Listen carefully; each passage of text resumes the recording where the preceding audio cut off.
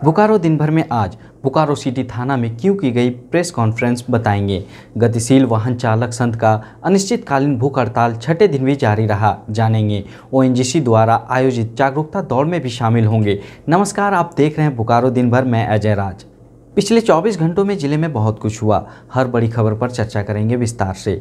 जहां तक अन्य खबरों की बात, सफाई कर्मियों द्वारा चलाए गए स्वच्छता अभियान की भी बात करेंगे। जिले का मौसम का भी हाल जानेंगे, कोरोना की भी बात होगी और भी बहुत कुछ। लेकिन पहले देश दुनिया का हाल। उत्तराखंड में बचाव अभियान फिर हुआ शुरू। धौली गंगा में पानी भरने से रोका गया था अभियान। पंजाब के लुधियाना में आज पहली बार हुई किसान महापंचायत। मौनी अमावस्या पर देश भर में लोगों ने लगाई आस्था की डुबकी। भारत में कोरोना मामले 1 करोड़ 8 लाख के पार। दिल्ली में 24 घंटे में कोरोना के 127 नए मामले, 2 की मौत। सप्ताह के चौथे दिन सेंसेक्स 222 अंक और निफ्टी 66 अंक बढ़कर बंद हुआ।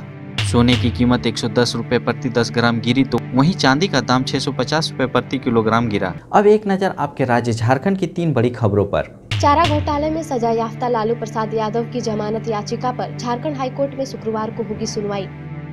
झारखंड सरकार ने किसानों की ऋण माफी के लिए 500 करोड़ रुपए एडवांस निकासी की दी मंजूरी। झारखंड में पिछले 24 घंटे में कोरोना के 45 नए मामले सामने आए, 3 की मौत। तो यह थी देश दुनिया और झारखंड की खबरें। अब नजर डालते हैं बोकारो के 9 प्रखंडों की खबरों पर जो आज सुर्खियों में बनी रही। चोरी का प्रयास करने के आरोप में बोकारो पुलिस ने बुधवार रात 2 लोगों को गिरफ्तार किया है और उनके निशानदेही पर बाइक, मोबाइल, घड़ी, चाकू समेत कई और सामान भी बरामद किए हैं। बीते रात्रि LH1 में सूचना मिली थी कि 2 अपराधकर्मी एक स्कॉर्पियो चोरी करने का प्रयास कर रहे थे। गश्ती दल में थे पुअनी अचित कुमार, जिसकी सूचना मिलने पर तुरंत गश्ती दल वहां पर पहुंची और वहां के पब्लिक के सहयोग से 2 व्यक्ति को स्कॉर्पियो चोरी का प्रयास करते हुए पकड़ा गया। पूछताछ में पता चला कि ये लोग पेशेवर अपराधी हैं और पहले भी ये लोग इस तरह के वाहन चोरी की घटना को अंजाम दे चुके हैं।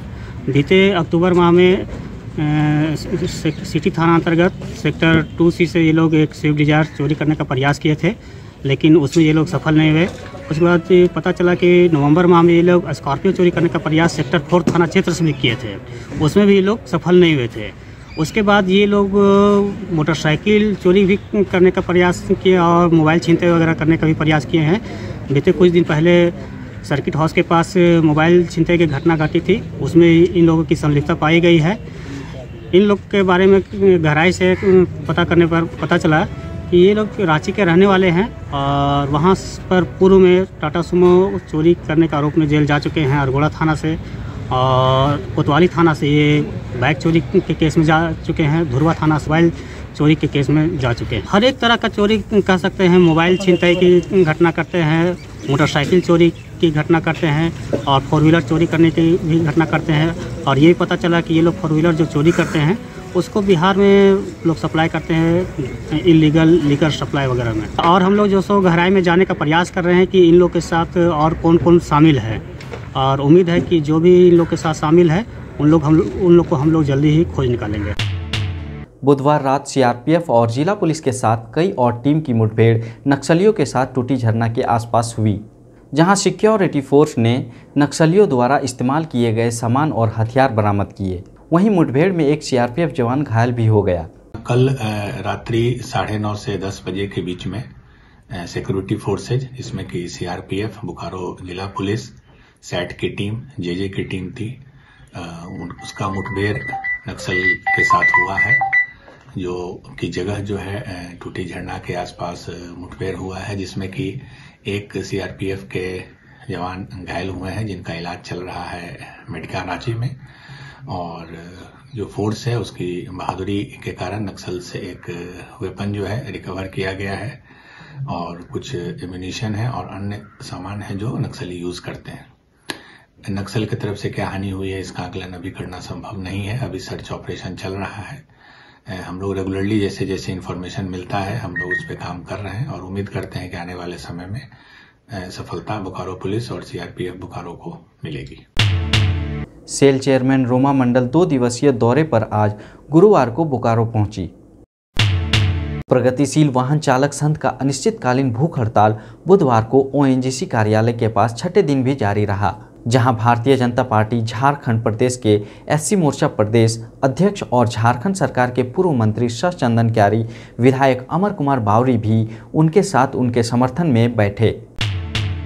आपदाओं से संबंधित रिकॉर्ड्स और मुआवजा भुगतान की प्रक्रिया पूरा करने को लेकर बोकारो डीसी राजेश सिंह ने बुधवार को समरनालय में जिला आपदा प्रबंधन पदाधिकारी और जिला समन्वय समिति के साथ बैठक की, जहां डीसी ने सभी अंचल अधिकारियों और अनुमंडल पदाधिकारियों को आपदा से संबंधित रिकॉर्ड्स और मुआवजा भुगतान की प्रक्रिया को तेज गति से पूरा करने का निर्देश दिया।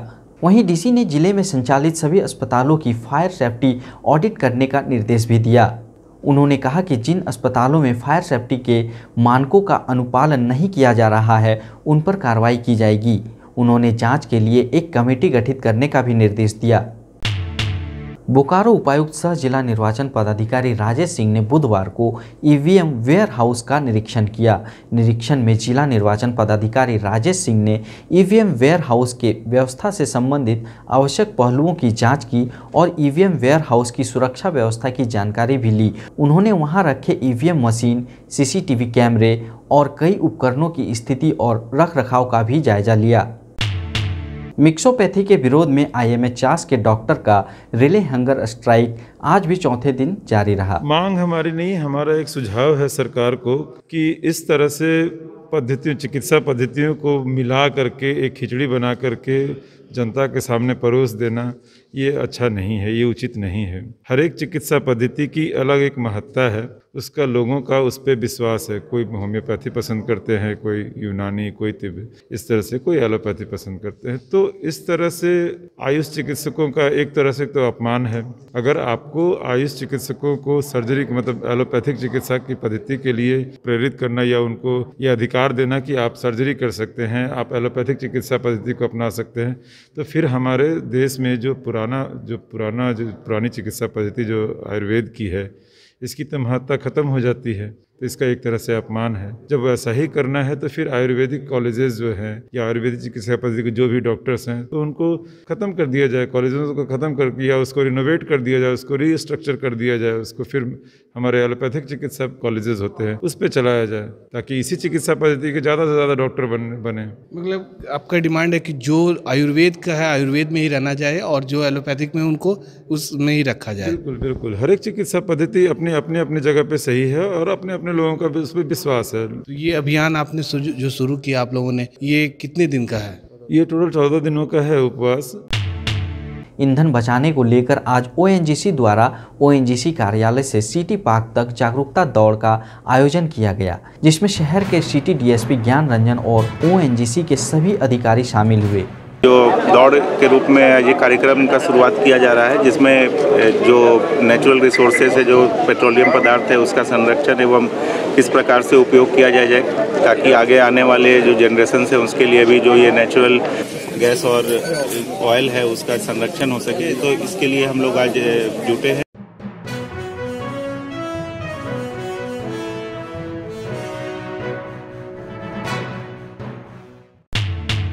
किसानों को अस्थायी कृषि के बारे में शिक्षित करने के लिए ESL ने बुधवार को नाबार्ड और GSS के सहयोग से प्रतिष्ठित वाडी परियोजना का उद्घाटन किया। इस परियोजना का उद्देश्य अंतर खेती के माध्यम से आदिवासी परिवारों की 1 एकड़ बंजर जमीन को बाग में विकसित करना और उनके जीवन की गुणवत्ता में सुधार लाना है। आज सच मायने में एक ऐतिहासिक पल है कि एक नया प्रोजेक्ट हम यहाँ शुरू करने जा रहे हैं। झारखंड में इस टाइप के हम 48 प्रोजेक्ट कर चुके हैं।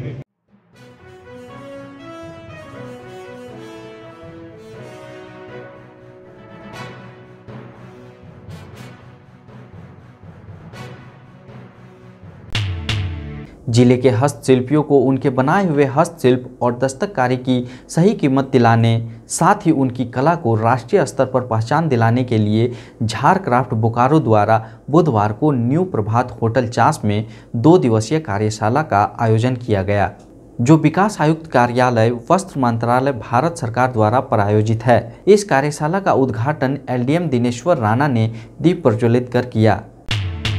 इसी बीच अब जान लेते हैं कोरोना अपडेट। बोकारो में पिछले 24 घंटों में 3 नए मामले सामने आए। वहीं 3 लोग कोरोना को हराकर डिस्चार्ज भी हुए, जबकि 512 सैंपल जांच के लिए जमा किए गए। वहीं दूसरी तरफ जिले में कुल 11,758 लोगों का टीकाकरण भी किया गया। शहर को स्वच्छ और सुंदर बनाए रखने के लिए चास नगर निगम के कार्यपालक पदाधिकारी विवेक कुमार के नेतृत्व में बुधवार को सफाई कर्मियों ने चास मुख्य सड़क पर स्वच्छता अभियान चलाया। साथ ही उन्होंने हर दिन सार्वजनिक सड़कों पर स्वच्छता अभियान चलाने का निर्णय लिया है और आम लोगों से भी इस अभियान में सहयोग देने की अपील की गई। थायराइड की बीमारी को ही हाइपोथायराइडिज्म के नाम से भी जाना जाता है। यह एक सामान्य डिसऑर्डर है जिसमें घबराने की नहीं बल्कि सही समय पर इसका इलाज करने की ज़रूरत होती है। तो थायराइड को विस्तार से जानने के लिए द टाइम्स मीडिया के डिवीज़न बोकारो टाइम्स के प्रोग्राम नब्ज समझे थायराइड को देख सकते हैं, जिसका लिंक हमने डिस्क्रिप्शन बॉक्स में दिया है। थायराइड एक ग्रंथि है, हार्मोन निकालने वाला ग्लैंड है जो कि शरीर में बहुत जगह बहुत तरह के फंक्शंस करता है। थायराइड की बीमारियां जो होती हैं वो अलग अलग किस्म की होती हैं। कुछ बीमारियों में थायराइड ज़्यादा काम करता है, थायराइड का हार्मोन ज़्यादा निकलता है, और कुछ बीमारियों में थायराइड का हार्मोन कम निकलता है, जिनको हम लोग आमतौर पर हाइपोथायराइडिज्म कहते हैं। जो पर्याप्त थायराइड हार्मोन नहीं बनता है तो आमतौर पर डायग्नोसिस के लिए हम TSH को यूज करते हैं। थायराइड का विकार बहुत सारी बीमारियों का कारण होता है। इसमें जो दवा दी जाती है वो एक सप्लीमेंट है। बच्चों में भी पाया जाता है, बड़ों में पाया जाता है, बुजुर्गों में पाया जाता है। वो पता नहीं चलता, आदमी ध्यान नहीं देता कि थायराइड का फंक्शन कम हो गया। ऐसे एज तो नहीं है, एज सभी एज में जो है उसको वो एकदम जीवन भर लेना पड़ता है। आमतौर पर सलाह यही दिया जाता है कि सुबह उठिए और उसको खा लीजिए। ये डिसऑर्डर में आता है। जैसे कि लोग खान पान के बारे में ज़्यादा पूछते हैं। अब जान लेते हैं मौसम का हाल। आज भी बोकारो के मौसम में कोई बदलाव नहीं देखा गया। सुबह से ही आसमान साफ है और दिन चढ़ते ही कड़ी धूप ने लोगों को ठंड से राहत पहुंचाई। वहीं दिन ढलते ही मौसम में ठंड बरकरार है। मौसम विभाग ने अगले कुछ दिनों में तापमान में बढ़ोतरी के आसार जताए हैं। आज का अधिकतम तापमान 28 डिग्री सेल्सियस और न्यूनतम तापमान 12 डिग्री सेल्सियस रिकॉर्ड किया गया। आप अपने आसपास की घटनाएं और समस्याओं को हमें व्हाट्सएप कर सकते हैं। हमारा व्हाट्सएप नंबर है 9334210302। इसी तरह बोकारो के तमाम खबरों को जानने के लिए आप हमारे चैनल बोकारो टाइम्स को लाइक करें, सब्सक्राइब करें और शेयर करें। फिर मिलेंगे बोकारो दिन भर में सोमवार से शुक्रवार रात 8 बजे। तब तक के लिए नमस्कार। बने रहें thetimesmedia.com पर। आप हमें फेसबुक और यूट्यूब पर भी देख सकते हैं।